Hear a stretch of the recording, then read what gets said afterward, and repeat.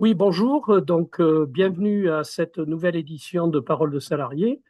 J'ai le plaisir d'avoir avec moi ce soir Jérémy Ringot, qui est un militant syndical, mais qui est d'abord un ouvrier de l'EIA, technicien.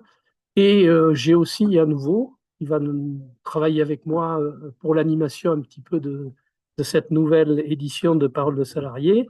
C'est Pierre Giacomini, que vous avez peut-être déjà vu sur cette petite chaîne YouTube et que j'avais interviewé il y a quelques années, il y a 2 ans, 2 ou 3 ans. Donc je vais passer la parole tout de suite à Jérémy, qui va se présenter, qui va nous parler un petit peu de ce qu'il est, de ce qu'il fait, de son entreprise. Et puis ensuite, on va dialoguer ensemble. Ah, Oui, donc bonsoir. Jérémy Rimbaud. Alors, je suis chaudronnier dans l'aéronautique à l'AIA de Bordeaux.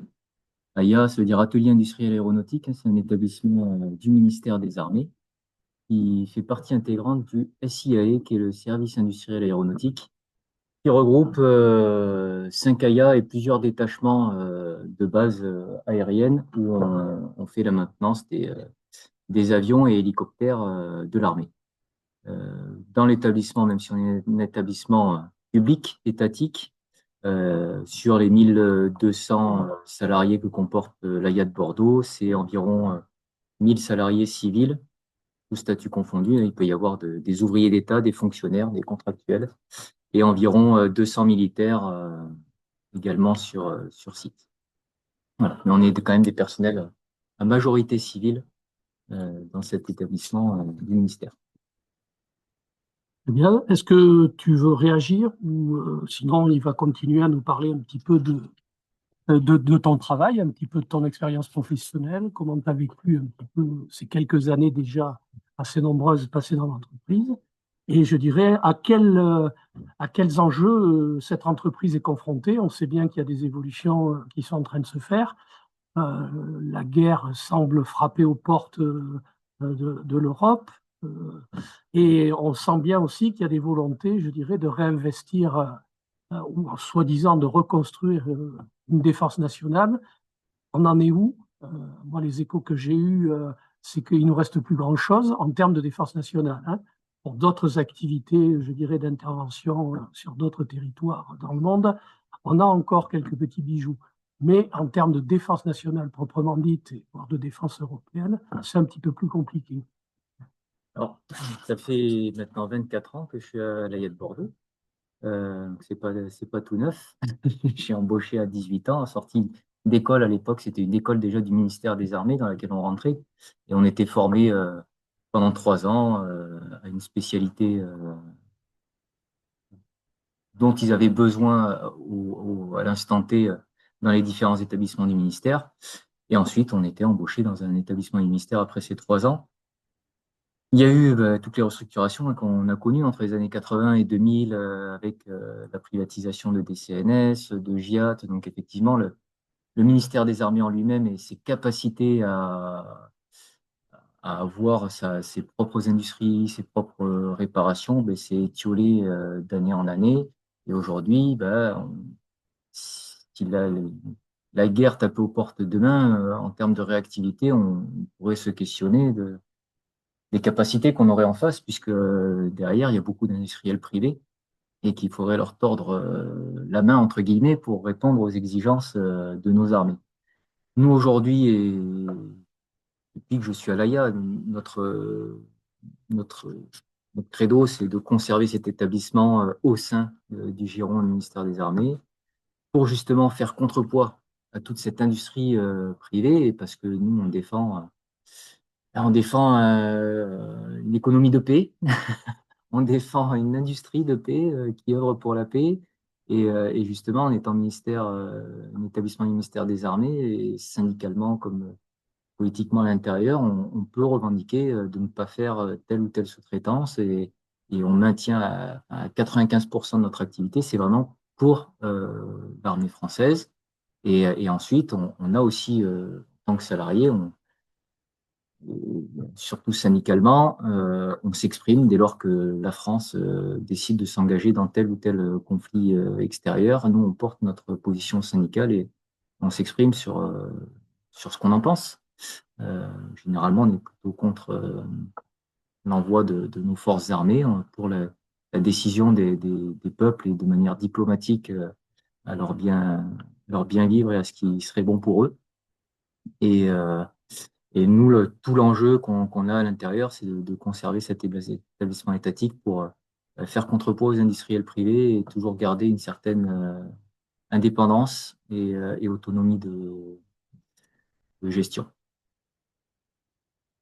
Gros, tu vas Ouais, rajouter, tu veux c'est intéressant ce qui vient d'être dit parce que faisant partie du collectif aéronautique spatial défense du Parti communiste au niveau national et puis nouvellement au niveau départemental, on s'efforce de dialoguer avec les syndicalistes et les travailleurs de ces entreprises. Aujourd'hui, il y a un grand débat sur la poursuite dans les entreprises, sur leur orientation. Si on prend Thales, aujourd'hui, il y a un grand débat sur, de la part des salariés pour être sur une voie civile et non sur une voie militaire. Et on rencontre un certain nombre de personnes, d'ailleurs, qui quittent l'entreprise parce qu'aujourd'hui, que ce soit Thales, Dassault, Ariane Group, hein, qui fait la fusée Ariane 6, mais qui fait également le M51 et même d'autres armes, on y reviendra tout à l'heure. Euh, il y a un débat sur, l'orientation de l'entreprise, mais aussi sur comment garder les savoirs, garder les compétences. Et connaissant un petit peu l'AIA, beaucoup moins que toi, en sachant que j'ai un membre de ma famille qui vient d'y rentrer, euh, comment tu peux nous expliquer qu'aujourd'hui, on n'arrive pas à embaucher à l'AIA? De mémoire, c'est 27, il y avait 64 postes à pourvoir et il n'y a eu que 27 candidats et 7 retenus donc je parle de l'AIA à Bordeaux, parce qu'il y a 5 AIA en France, hein. Donc, quelles sont les raisons du fait que les salariés n'embauchent pas, enfin, ne soient pas embauchés? Et l'autre côté, peux-tu nous expliquer pourquoi aussi il y a une partie des salariés de l'AIA qui débauchent qui ont été recrutés d'ailleurs par des chasseurs de tête que sont Thales, Ariane Group et Dassault. Mm. Alors, ouais, c'est une réalité malheureuse. Effectivement, alors, faut savoir qu'en 2010 déjà, Juppé, il a fait 4 mois ministre de la Défense à l'époque, et en l'espace de ces 4 mois, à la veille de Noël ou du premier de l'an, enfin, dans cette période-là, il a signé le gel des bordereaux de salaire des ouvriers d'État. Alors, on a un statut particulier, les ouvriers, on est ouvriers d'État, ça tient à un décret avec un régime spécial de retraite et voilà, et des conditions de salaire qui étaient à l'époque sur la moyenne d'augmentation dans la métallurgie parisienne. Et donc, tous les trimestres, on avait une augmentation de salaire qui correspondait à la moyenne d'augmentation de la métallurgie parisienne. Donc ça, Juppé l'a gelé, puis les gouvernements suivants ont fait en sorte de supprimer carrément ce qu'on appelle ces bordereaux et de nous aligner sur le point d'indice des fonctionnaires. Donc, voilà, on connaît l'évolution salariale des fonctionnaires qui est quasiment inexistante. On a eu 1,6% dans les 10 dernières années. Voilà, c'est peanuts. Donc forcément, on a une classe ouvrière qui se paupérise et qui s'appauvrit.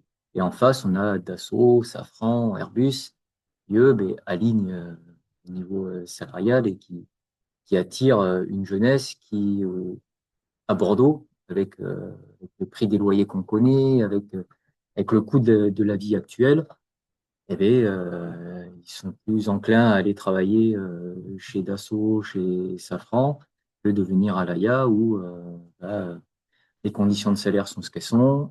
Il n'y a pas de CSE, de comité d'entreprise anciennement, avec intéressement participation. On est payé sur 12 mois.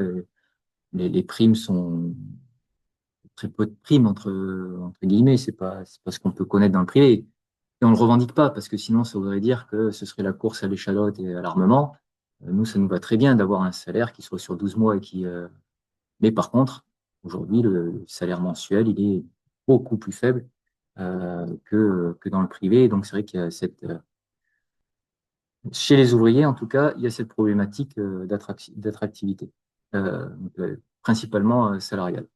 Chez les ingénieurs et techniciens, elle est un- à peu près identique, mais se rajoute le fait qu'avant, on avait aussi des ingénieurs techniciens fonctionnaires avec une grille salariale, des capacités de, de déroulement de carrière qui étaient pas inintéressantes. Et aujourd'hui, les seuls postes ouverts, c'est les ingénieurs et techniciens contractuels, donc sous contrat, mais avec une transposition de la nouvelle convention collective de la métallurgie au sein du ministère et une transposition vraiment à minima où pour eux, enfin, ils n'ont aucune visibilité de leur déroulement de carrière, des perspectives qu'ils pourraient avoir en embauchant à l'AIA, voilà. Et ça, c'est aussi une très très grosse problématique parce que du coup, à la fois dans le corps ouvrier où ben, on perd des savoir-faire comme tu disais, mais à la fois dans le giron ingénieur technicien ce sont eux qui œuvrent au développement des réparations à soumettre aux constructeurs pour pouvoir faire tenir le moteur plus longtemps, voilà. Mais là aussi, on perd du savoir-faire, des capacités de réactivité pour le ministère qui sont extrêmement importantes, quoi. Qu'est-ce qui est devenu l'école de l'AIA? Alors, l'école, je fais partie de la dernière promotion. J'ai fermé les portes. C'est malheureux. Enfin, oui, la dernière promotion vraiment, ministère des Armées. Ensuite, on s'est battu pour maintenir cette école qui a été rachetée par le conseil régional pour créer une association loi 1901 Aérocampus qui forme aujourd'hui du bac pro jusqu'au bac plus 5, licence, enfin, et tout un tas de spécialités, hein. Même, ils ont même des partenariats avec le Qatar, avec d'autres pays pour former aussi leurs ouvriers, techniciens et ingénieurs. Donc, voilà. C'est une école aujourd'hui Ouvert aussi au privé, hein. qui est beaucoup ouverte au privé, avec beaucoup de partenariats Dassault, Airbus et tout ça, Ariane.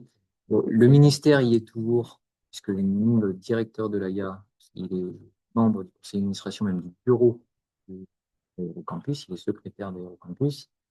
Mais le poids à l'intérieur est pas vraiment prépondérant. Syndicalement, on a gagné d'avoir une place aussi au conseil d'administration, mais là encore, conseil d'administration où il y a toutes les entreprises privées, où on représente une voix sur 25. Bon, c'est pas simple à porter une autre direction pour cette école. Mais voilà, elle forme beaucoup de nouveaux ouvriers, techniciens, ingénieurs pour les différentes entreprises, beaucoup Giron-Aquitaine, parce qu'il y a une forte implantation des entreprises qui œuvrent pour les armées, enfin pour le domaine militaire en tout cas, et même civil, en tout cas pour l'aéronautique. Mais c'est une association qui, pour moitié du budget, dépend du conseil régional aujourd'hui. Moi, j'ai envie de défendre un petit peu le statut de l'AIA. Parce que bon, pareil, j'ai quand même des copains et comme des syndicalistes et des personnes aussi engagées politiquement, qui disent quand même qu'il faut comparer ce qui est comparable. Et l'AIA, aujourd'hui, tu l'as dit tout à l'heure, il n'y a pas d'intéressement, il n'y a pas de participation, il n'y a pas de prime. Je crois que c'est une chose intéressante par rapport au privé. Ceux qui ont basculé aujourd'hui dans les boîtes comme Dassault, certes, ils gagnent plus, mais à quel prix? Et à quel prix? C'est horaire décalé, donc des problématiques de vie de famille, de vie associative, etc. C'est également la course entre les salariés entre eux, à celui qui va arriver number one, tout foyer, voilà. Donc, ça oppose les salariés entre eux, et qui fait que sur la défense de l'entreprise, la défense des conquis sociaux, ben, les salariés ne répondent pas forcément au rendez-vous demandé par les organisations syndicales. Et je crois que là, il y a là-dessus où il n'y a pas toutes ces primes, etc. Certes, le déroulé de carrière, comme tu disais tout à l'heure, on a du mal à se projeter, mais il y a quand même des étapes où on peut faire des examens ou des Des concours. essais professionnels. Des essais professionnels qui te permettent tous les 3-4 ans à passer à un rythme un peu plus élevé euh, le déroulement de carrière. Donc après, bah, le débat, il est là. Bon, certes, d'un côté, on revient toujours à la même question, c'est la répartition des richesses. Aujourd'hui, l'État préfère mettre des sous pour ses copains du capital, préfère mettre de l'argent dans la guerre, mais pour ses salariés, qui, je le rappelle, l'AIA n'est pas là pour faire de la guerre, elle est là pour protéger les populations à travers des moyens de dissuasion. Hein. Faut me le rappeler, l'objectif, quand ça a été créé, l'AIA, ce n'est pas pour aller attaquer le pays d'à côté, c'était vraiment pour défendre la population. Et je pense que on revient donc à ce débat de répartition des richesses, donc une obligation d'engager le débat avec les salariés, la population. Il faut dire que cet argent, il doit aller ailleurs, et entre autres, dans un déroulement de carrière à l'AIA, des investissements dans de nouvelles technologies à l'AIA, etc., etc. Toi, en tant que salarié d'une industrie dans le Nord, comment tu vis, comment vivent tes collègues aussi, hein, je dirais, leur fait de travailler pour une industrie qui, a priori, n'est pas. Comment ils vivent cette contradiction, Mais paix-guerre? je pense on la vit différemment aujourd'hui. Avec les générations qui arrivent aujourd'hui, mais enfin, une grosse génération, les générations, la mienne et celle d'avant, on sort des écoles du ministère où on savait pourquoi on était formé et pour entrer dans quel établissement. Euh, Après, là, aujourd'hui, on a des nouvelles embauches. Au départ, c'est des personnes qui cherchent un boulot dans l'aéronautique et qui rentrent dans cet établissement sans trop le connaître parce que l'AIA est assez secret. Et d'ailleurs, je dévoile pas ce Bien qu'on y sûr, fait. bien sûr. Là, on répare les moteurs d'avions de notre armée. Pas que des Euh, avions. Pas que des avions. Mais, euh, mais, euh, mais du coup, ils y rentrent, je dirais pas par hasard, ils ont pu aussi avoir des rencontres et puis savoir ce qu'on y fait à l'intérieur. Mais c'est après que cette culture vient et je pense que ceux qui partent, je ne sais pas si c'est parce qu'ils n'ont pas la culture de pourquoi on travaille ici. Il y a des intérêts, vu qu'il y a un manque de perspective, et c'est ce que tu disais, oui, on peut gravir des échelons, avoir un déroulement de carrière, mais plus les politiques avancent et moins on a de perspective. Puis là, quand on voit le sketch qu'il y a aujourd'hui, alors, ça donne très peu de perspectives parce que nous, on dépend directement des politiques qui sont menées. Mhm. Et donc ça tout de suite, ça peut éteindre des projections qu'on avait. On pensait pouvoir passer un groupe supérieur dans 2 ans, et puis finalement, on voit que les milliards qui sont donnés au ministère des Armées n'iront pas pour le volet RH, mais iront pour l'armement pur. Donc là, boum, ce qu'on pouvait espérer un peu s'essouffle. Et donc, il y a tous ces paramètres qui font qu'il y en a beaucoup qui débauchent. Après, aujourd'hui, à titre personnel, je sais pour qui je travaille et pourquoi. Euh, et si demain venait à changer l'avenir de l'AIA parce que des appétits privés, capitalistiques venaient à modifier le statut, mais je me la pose depuis déjà une quinzaine d'années. Je me Mhm. demande ce que je ferai. Est-ce que vraiment j'y resterai? À titre personnel, je ne me vois pas travailler pour un établissement privé. Euh, Parce que déjà, je suis fermement pour la paix et déjà aujourd'hui, dès qu'il y a un moteur export, à titre personnel, je me refuse d'y toucher. Voilà. Alors ça me reviendra peut-être, on me l'imposera peut-être. Aujourd'hui, on ne pose pas. Euh, mais, mais voilà, mes convictions sont tellement fortes que effectivement, ça questionne. En tout cas, moi, l'identité de l'AIA fait que pour l'instant, j'y reste. Demain, je ne sais pas. Et syndicalement, ce qu'on essaye de porter, c'est aussi ça, c'est que notre établissement, il a un rôle dans ce monde complètement fou où tout est sujet au surarmement, à la surenchère. Nous, on est là pour faire contrepoids, continuer à porter la paix et si demain le moteur qu'on répare, il est fait pour aller sauver des victimes, on préfère que ce soit ça plutôt que ce soit pour, larguer des bombes. Et d'ailleurs, il y a 2-3 ans de ça, lors des incendies, en Gironde, on a porté le fait qu'on voulait mettre, à profit nos savoir-faire pour réparer, les moteurs des Canadair pour ce qui est de la Yad Bordeaux et puis les Canadair en eux-mêmes pour ce qui est de Clermont-Ferrand ou de Cuers. Parce qu'on estime qu'on a les savoir-faire pour ça et qu'il revient à un établissement étatique de protéger la population et de pouvoir aussi, un petit peu se diriger, comme le font, certains camarades de Safran et d'ailleurs, essayer de diriger nos politiques vers un peu plus de civils, pour la population. Quelles sont les coopérations qui existent? Alors, j'imagine, alors vous avez parlé tout à l'heure au travers de l'école, l'ancienne école de l'AIA, donc l'aérocampus, de coopération avec d'autres entreprises du secteur aérospatial et aéronautique.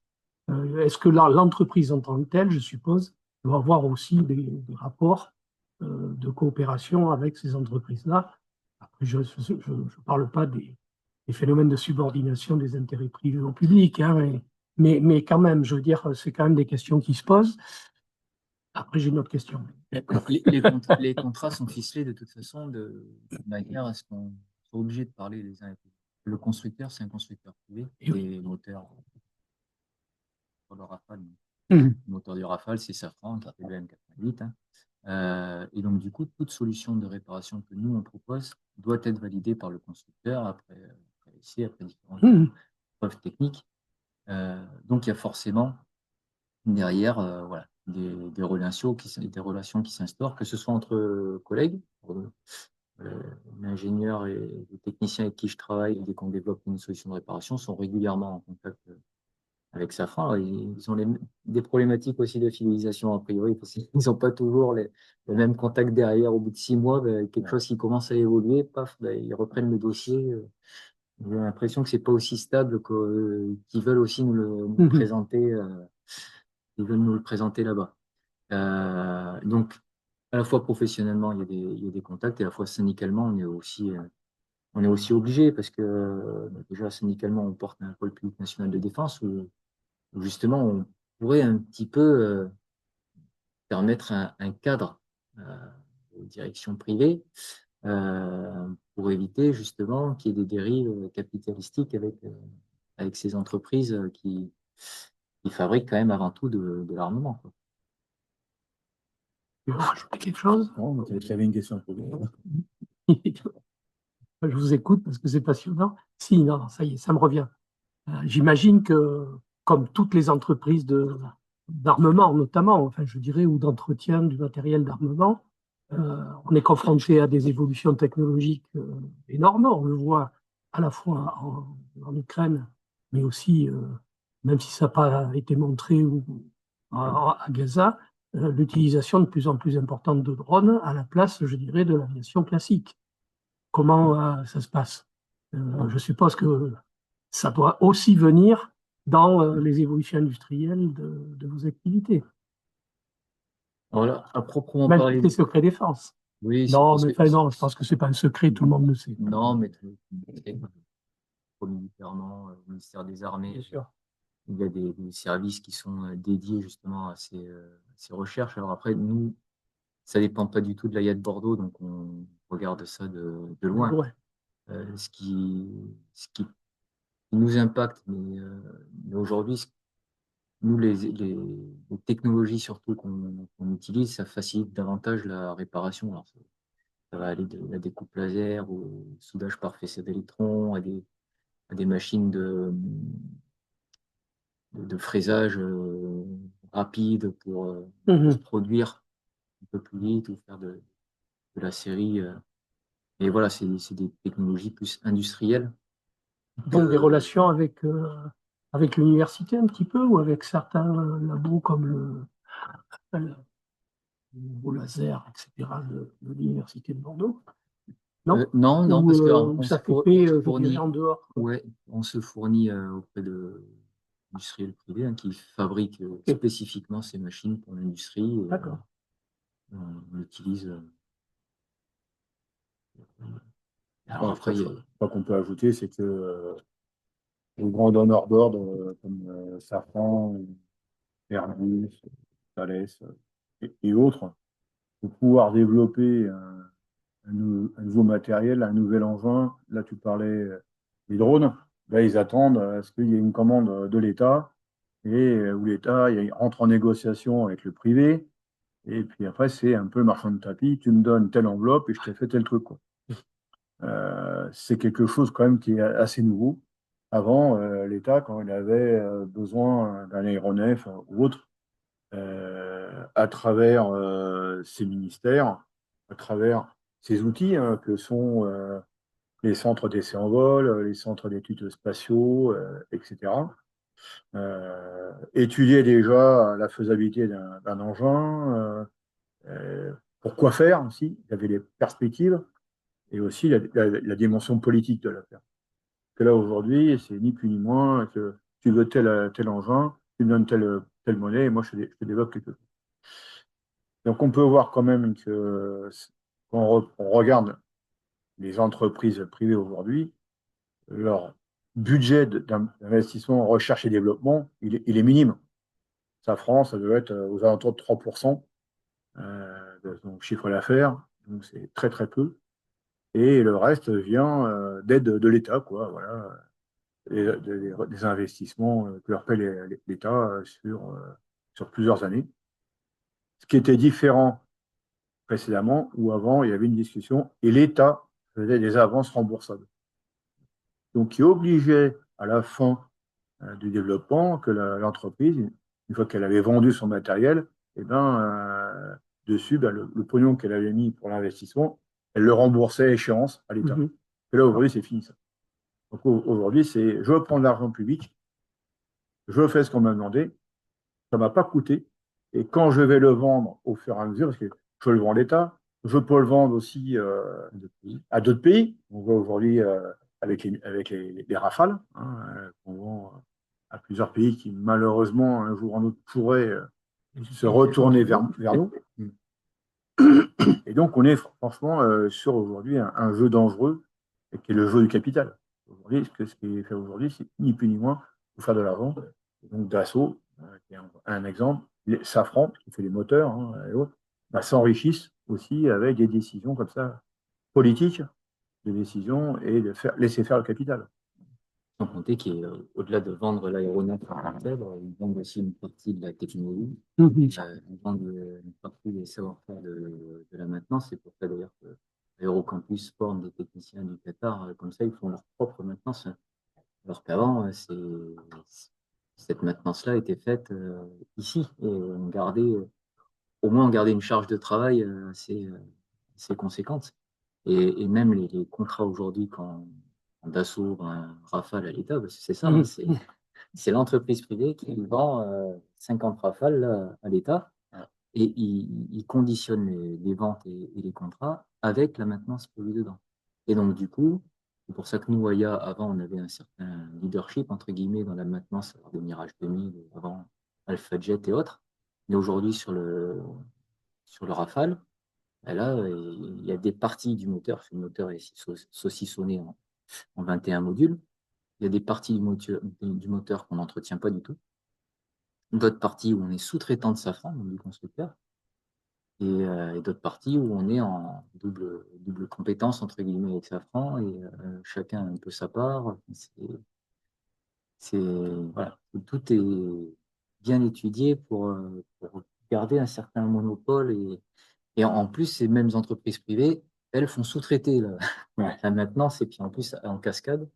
Et ensuite, on a quelques soucis après de fonctionnement parfois. Ça doit repasser dans nos services. Il y a, il y a une question que tu poses qui est très importante et sur lesquelles se doit, nous, en tant que syndicalistes, en tant que membres du Parti communiste, alerter la population. C'est la question aujourd'hui de notre indépendance. l'indépendance du pays et son autonomie.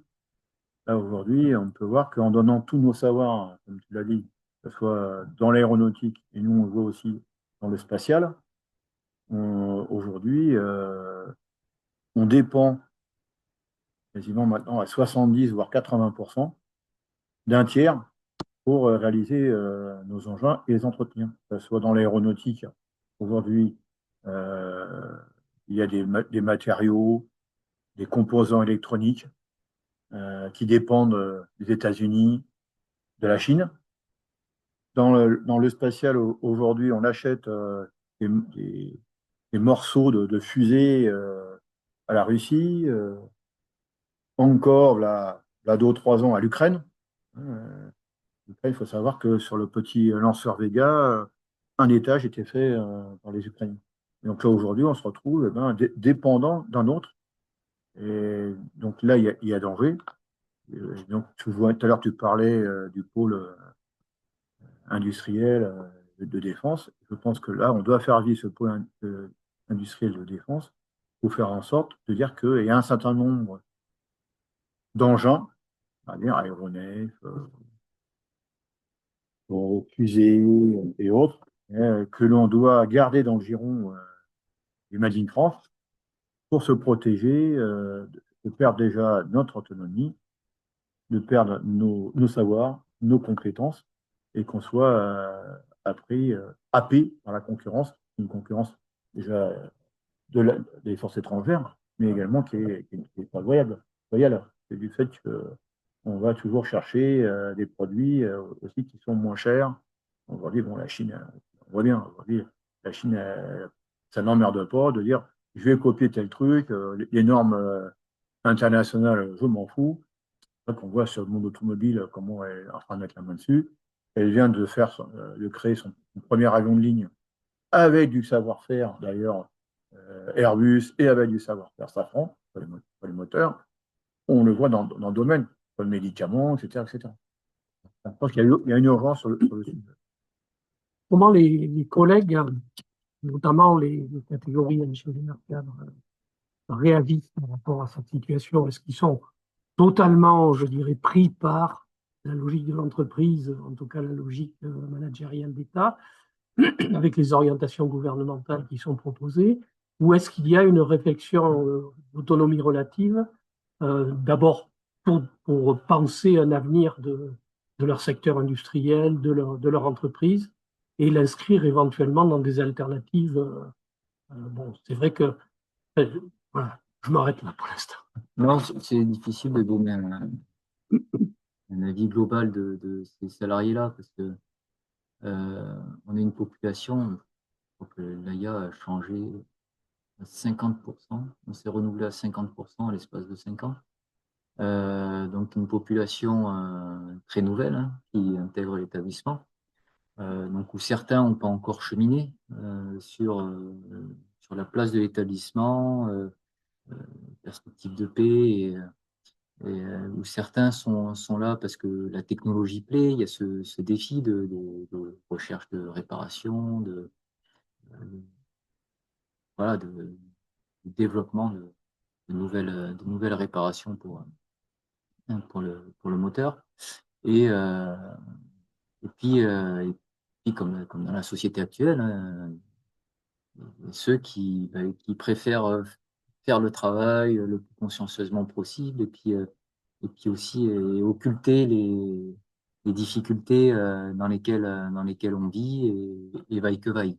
Et puis, il y en a quand même qui savent où ils sont, où ils ont mis les pieds et qui lèvent la tête avec toutes les difficultés qu'il y a d'offrir des perspectives et donc derrière d'enclencher une mobilisation importante voilà, qui permettrait d'asseoir la place de l'AIA, d'asseoir des conditions sociales des salariés, de l'ouvrier à l'ingénieur sur le long terme. Bon, ça c'est voilà, on n'est pas en dehors de la société dans ce marasme, donc c'est un travail qu'on a syndical hein, auprès des catégories. Alors D'autant que on a eu un travail très récent avec les techniciens et ingénieurs contractuels, puisque la nouvelle convention collective de la métallurgie, son application sur le ministère a eu lieu en cours d'année dernière, toujours pas totalement mise en place. Là, ils attendent encore des primes depuis 1 an et demi quand même. Donc en tout cas, mon syndicat, entre guillemets, a fait le travail auprès des contractuels, techniciens et ingénieurs, et à chaque assemblée générale, il y a eu beaucoup de monde. Et c'est là où ils ont aussi perçu la nécessité de se rassembler, d'échanger les informations, parce que chacun avait des informations différentes, parce qu'ils avaient des contacts à la DGA. Et donc, ça a permis de pouvoir arriver en réunion aussi au ministère avec des éléments qui n'étaient pas toujours simples à avoir, parce que même ils naviguaient à vue dans la mise en place de ce nouveau statut, enfin, si on peut appeler ça un statut, parce que malheureusement, il n'y a pas beaucoup de chair autour de l'os, mais ouais, donc je pense que certains ont un peu ouvert les yeux sur la nécessité de se rassembler, de créer des perspectives, de donner des perspectives. Et puis il y en a d'autres où bon, la situation politique actuelle ne nous aide pas à les ouvrir et puis à les ramener au combat, entre guillemets, quoi. Est-ce qu'il y a une fierté du métier? Enfin, je veux dire, est-ce que ça existe encore, quoi, le sentiment de contribuer à quelque chose, de créer quelque chose? Tu l'as évoqué un petit peu, hein, par rapport aux évolutions technologiques, et à ce qu'ils étaient capables de créer comme outil nouveau ou comme moyen nouveau d'entretien. Est-ce que c'est perçu ou est-ce qu'on vient parce qu'il faut, on a besoin alors je pense qu'il y a les deux, mais on a besoin de salaire, on a besoin de, voilà. Non, il y a les deux. Alors, je pense que ouais, je peux mettre un exemple entre guillemets en étant en toute humilité, mais j'ai fait une pause entre guillemets de 12 ans de militantisme syndical. Donc pendant 12 ans, j'étais totalement détaché de l'AIA, et si j'y allais de temps en temps pour voir les camarades syndiqués, pour retourner aussi à l'atelier, dire bonjour aux collègues, mais j'étais plus dans l'établissement pendant 2 ans. Et j'ai quand même eu cette envie de revenir, parce que le métier me plaît, parce que les technologies qu'on utilise me plaisent, alors que les avions, c'est pas du tout ma passion. Ah non, faut pas me demander des précisions sur le Rafale en lui-même, parce que, déjà, je l'ai dit, je suis pour la paix, donc tout ce qui est armement, c'est pas quelque chose qui me passionne, mais par contre, ce qui me passionne à l'intérieur du métier que je fais, c'est les technologies qu'on utilise, c'est aussi les cohésions d'équipe qu'on arrive à créer, parce qu'on est obligé de se parler pour pouvoir développer des réparations, pour pouvoir voilà, faire avancer les technologies.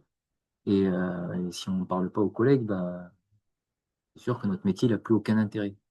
Parce qu'il y a le besoin d'échanger les informations, les défauts qu'on trouve le jour J, bah, le collègue les a peut-être jamais rencontrés en 20 ans. Et voilà, c'est en constante, c'est une technologie qui est en constante évolution. Et un moteur qui est aujourd'hui à 20-30 ans, bah, forcément, il a des usures qui n'avaient pas lieu avant, qui apparaissent aujourd'hui et sur lesquelles on est obligé de se pencher pour pouvoir maintenir ce moteur. Donc, Est-ce que vous êtes déjà sensible? Bon, je voyais, j'en discutais avec mon fils, hein, mais est-ce que vous êtes déjà sensible aux évolutions prévisibles qu'il va y avoir dans l'aéronautique? Parce que bon, je sais qu'il y a beaucoup de recherches qui sont en train de se faire, hein, sur l'avion électrique, sur l'avion utilisant d'autres types d'énergie que le kérosène. Voilà, quelles sont les incidences que ça peut avoir? Est-ce que déjà vous anticipez un peu dans votre activité professionnelle ce genre d'évolution potentielle?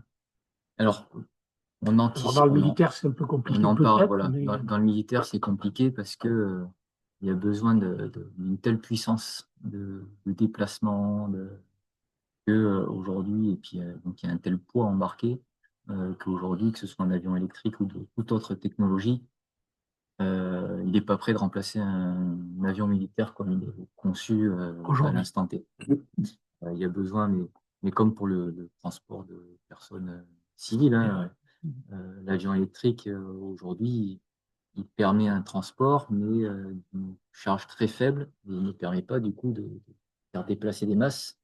Ce qui fait que bon, on est encore loin du remplacement des technologies qu'on connaisse. Mais c'est quelque chose qui est extrêmement intéressant et sur lequel on est obligé de jeter un œil parce que ça a un impact sur les drones, ça va avoir un impact. Donc, qui dit impact sur les drones aujourd'hui qui vont aussi transporter un armement, si faible soit-il, mais qui du coup peuvent, à plusieurs, peuvent remplacer un avion qu'on aurait envoyé à un endroit qui font beaucoup d'observations, parce que bon, on parle de militaires, on parle souvent de bombes, mais le Rafale, il a beaucoup d'applications et principalement aussi celle d'observer sans se faire repérer.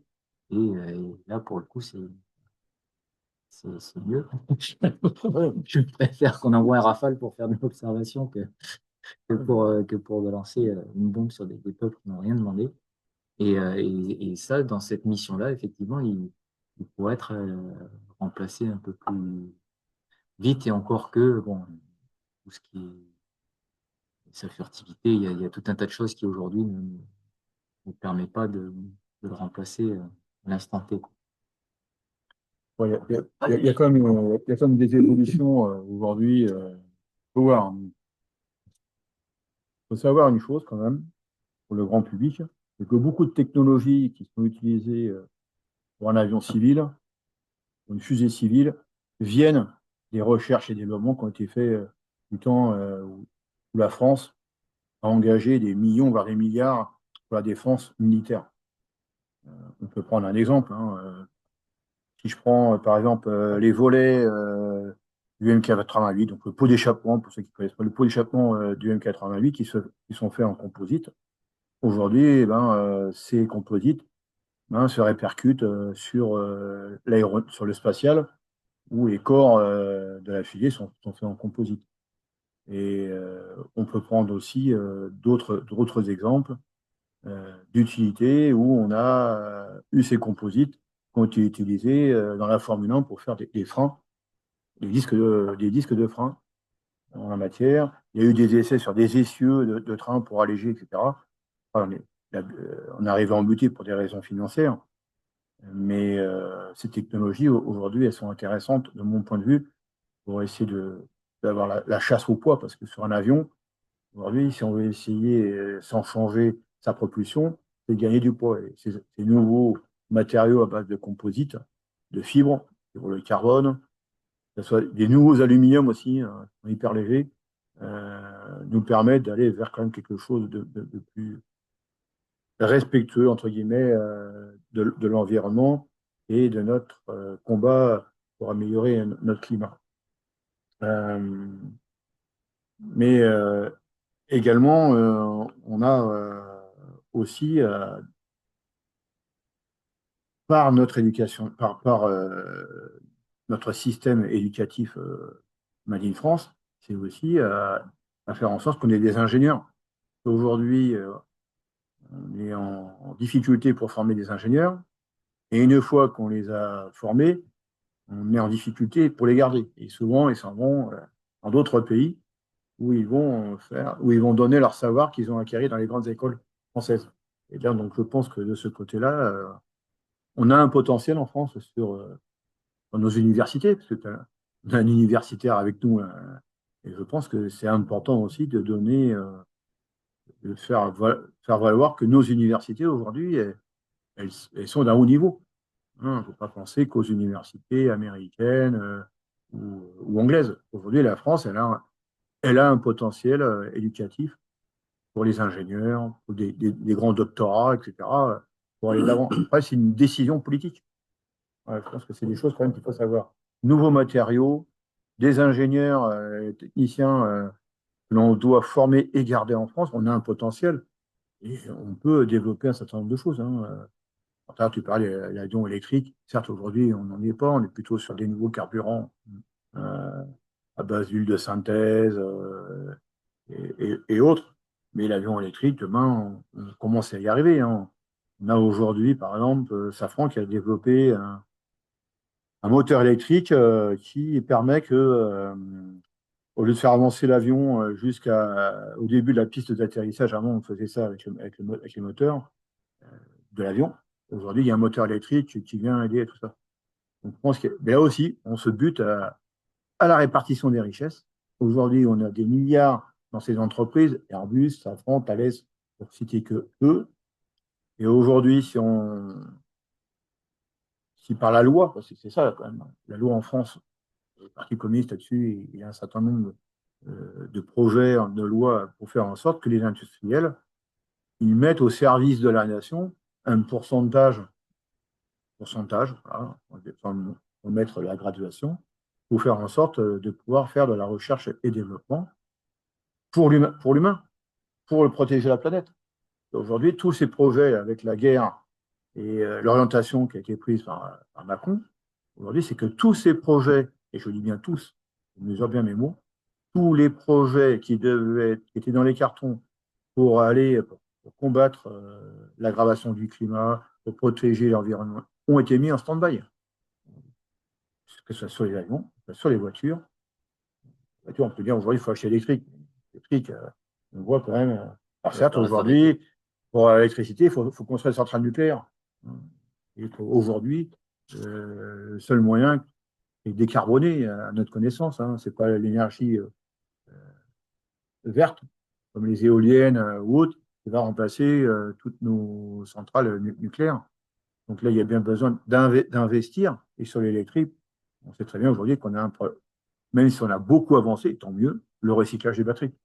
Euh, Moi, je vois ça d'un œil positif, même si les écologistes ne voient pas du même œil que moi, mais l'implantation d'une nouvelle usine, pas loin d'ailleurs de l'ex-site industriel de Ford, qui va amener dans un premier temps la construction de nouvelles batteries, avec dans un deuxième temps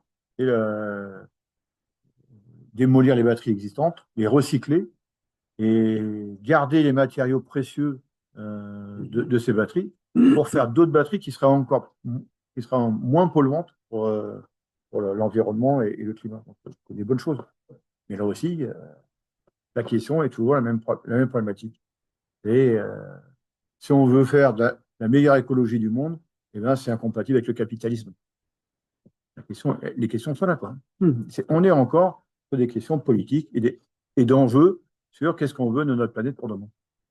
Qu'est-ce que tu aurais envie de dire, Jérémy, à des jeunes qui se posent la question de leur avenir et qui peut-être pourraient avoir une prévention à l'égard justement du secteur industriel dominant en Gironde, qui est essentiellement un secteur industriel tourné vers l'armement, ouais, et donc pour autant, je pense il y a matière à leur donner envie, je dirais, de s'impliquer, de s'investir, y compris peut-être pour des alternatives, enfin, ou des alternatives, en tout cas des chemins qui permettent à terme d'utiliser tout ce savoir-faire, toute cette technologie, toute cette expérience au service de l'humain, au service de la planète. Oui, parce que comme tu l'as dit, il y a des applications militaires dans lesquelles on a mis de l'argent qui, au lendemain, ont été utilisées même pour la santé. Au départ, la radio, c'est issu du milieu industriel militaire où on passe les pièces à la radio pour voir s'il y a des fissures à l'intérieur. Et puis aujourd'hui, ben, on fait une radio du corps pour voir nos défauts. Alors, avec une intensité moindre, parce qu'on a un système de radio à l'AIA. Il ne faut pas rester enfermé, parce que sinon on ne sort pas, mais en mauvais état. Donc voilà, il y a des applications qui sont utiles derrière pour le civil, pour la santé. Il faut, voilà, faut pas mettre, comme on dit, l'eau du bain et le bébé avec. Voilà. Et non, donc à l'AIA, on peut très bien être porteur de paix et venir embaucher à l'AIA de Bordeaux. Bien au contraire. Justement, on sait pourquoi on est là. On répare 95%, c'est du matériel du ministère des Armées. Syndicalement, on a droit au chapitre et on ne nous censure pas quand on dit qu'on est contre la vente de 30 Rafales en Chine, de ci, voilà. On sait pour qui on travaille et pourquoi.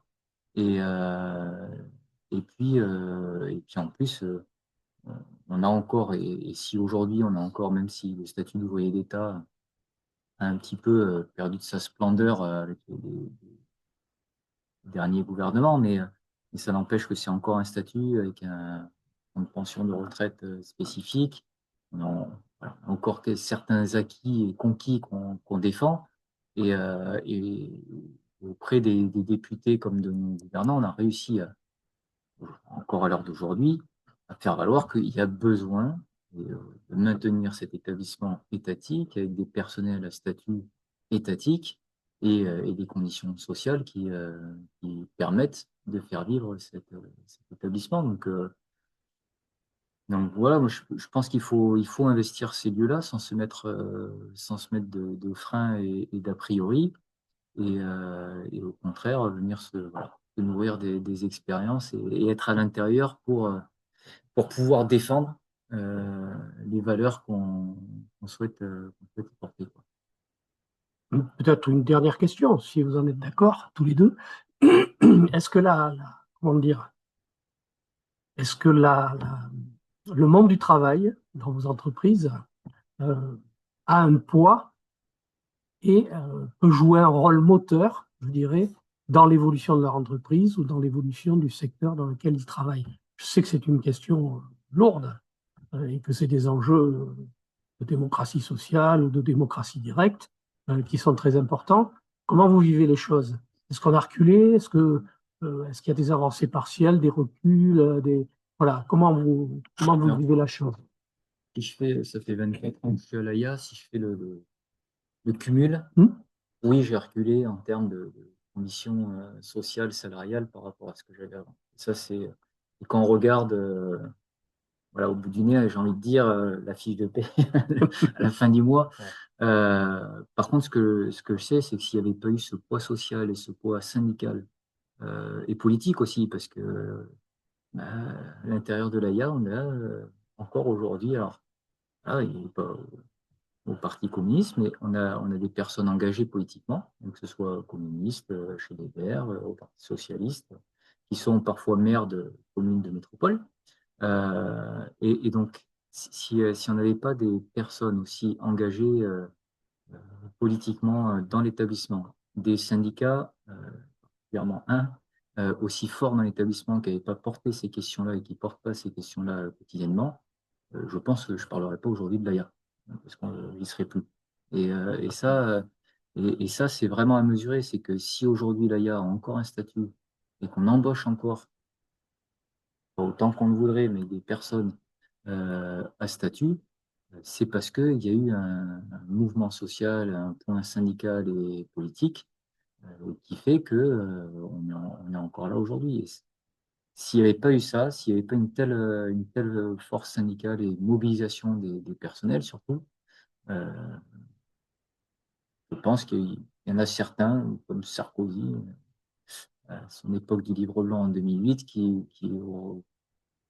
voilà, n'aurait pas lésiné sur un virage pour cet établissement et les établissements, en tout cas, du ministère en général. Tu veux rajouter quelque chose, Pierre? Voilà, un petit peu, je crois qu'il faut essayer d'avoir une note positive. Je suis assez d'accord avec Jérémy.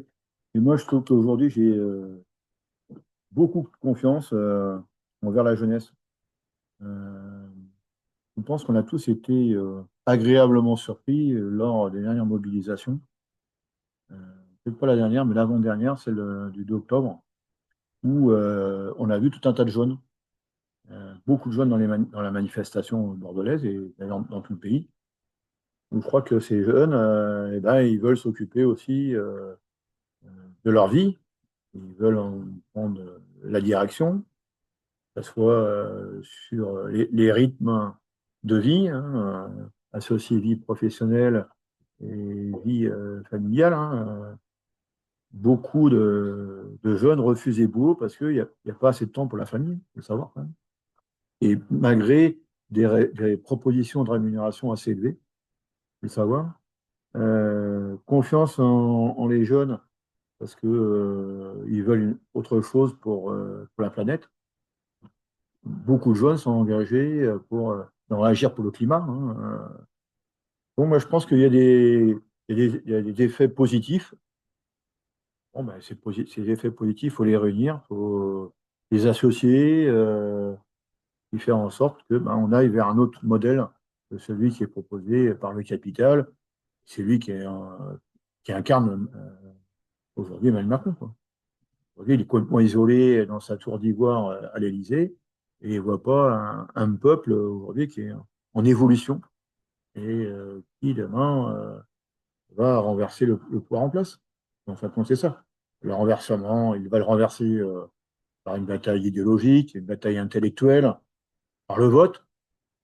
Voilà, et c'est des choses comme ça qui me semblent que c'est important de signifier et de ne pas avoir une vision noire des choses. Alors certes, ça ne va pas se faire en claquant des doigts, ça va être plus ou moins à moyen et long terme, mais je trouve qu'on est sur la bonne voie. On n'a pas des gens qui, malgré des médias aujourd'hui qui tapent sur les populations pour essayer justement qu'elles s'affrontent entre elles, je trouve qu'il y a des réactions positives aujourd'hui. On peut voir toutes ces assemblées-là qui sont en place à travers Indignons-nous, là, des jeunes, des moins jeunes, des gens qui viennent de tout horizon et qui discutent de quelle société, euh, quel- comment ils voient leur travail, comment ils voient le climat, etc. Et quelle action on peut faire avec les partis politiques, avec les syndicats, en dehors des syndicats, investir le monde politique. Combien il y a de gens aujourd'hui qui sont alignés sur des listes électorales, quoi, des listes de candidats municipales, les législatives, qui soit ne sont pas encartés ou qui découvrent la politique, et alors qu'ils ont peut-être, ils sont jeunes, on a pu voir quand même des jeunes arriver à l'Assemblée nationale, et qui n'ont pas forcément de carte politique et qui l'apprennent par la suite. Et c'est une bonne chose pour la démocratie française, quoi. Faut avoir confiance. Moi, je vois des bons signes en ce moment. Juste peut-être une dernière question. Comment, C'est la dernière, ça. ouais, c'était la dernière, mais j'en ai une petite qui s'est rajoutée parce que j'ai écouté ce que disait Jérémy tout à l'heure, notamment sur les liens qu'il pouvait y avoir entre les gens qui ont pris des responsabilités, qui sont issus du monde du travail et qui ont pris des responsabilités, du monde industriel en tout cas, et qui ont pris des responsabilités dans les collectivités locales dans lesquelles ils vivent. Et donc, justement, comment toi, en tant que dans l'entreprise, mais hors de l'entreprise, comment tu articules tout ça? Mais je suis aussi conseiller municipal Et voilà. à Senon, commune juste à côté de l'AIA. Et puis on a aussi un collègue qui était adjoint de la commune de Florac aussi, qui est toujours d'ailleurs, et qui aujourd'hui est à la retraite. Voilà, on a beaucoup de collègues qui sont investis localement. Alors, bon, on ne peut pas dire qu'on soit les mieux lotis au ministère des Armées pour Faciliter cette- faciliter cet engagement. Ce ce que je peux regretter, ce qu'on peut regretter partout, je pense, parce que dans le privé, c'est la même chose. Voilà, on- on peut critiquer les politiques, sauf que faut qu'on s'y investisse si on veut justement sortir ceux qui font du mal à la politique. Mais pour ça, il faut aussi donner les moyens et on voit bien que bah, les droits sont pas énormes. Nous, au ministère, voilà, quand on est adjoint, on a le droit à 2 demi-journées par mois et il faut être adjoint d'une commune de plus de 20 000 habitants, je crois. Enfin, je dis ça à la louche. Alors après, on peut avoir certaines possibilités, facilités horaires, donc débaucher un peu plus tôt, mais ça veut dire que la veille, il aura fallu qu'on fasse un petit peu plus de travail. Voilà. Faut qu'on compense, faut qu'on gère un peu tous ces plannings. Euh, et après, bon, localement, on peut toujours avoir selon les directions qu'on a eues en place, il y a pu y avoir des légers accords supplémentaires, mais ça va pas. Malheureusement, disons, le cadre du ministère des Armées, en tout cas, ne favorise pas la prise de mandats locaux.